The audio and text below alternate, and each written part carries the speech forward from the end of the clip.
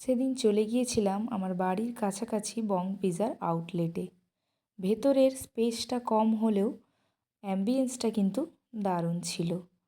তো যথারীতি আমরা একটু বসার পর অর্ডার করে দিয়েছিলাম তন্দুরি বাস চিকেন পিৎজা, যেটার প্রাইস নিয়েছিল 300 রুপিস।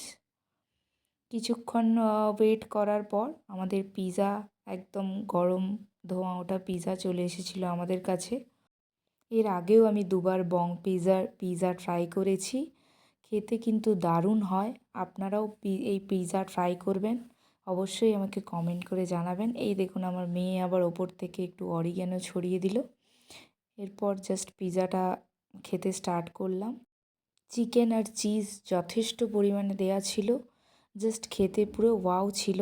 এই দেখুন আমার মেয়ে পিৎজাটা খেয়ে জাস্ট রিভিউ দিচ্ছে যে মা পিৎজাটা দারুণ হয়েছে। ভিডিওটি ভালো লেগে থাকলে please subscribe. Thanks for watching. Bye bye.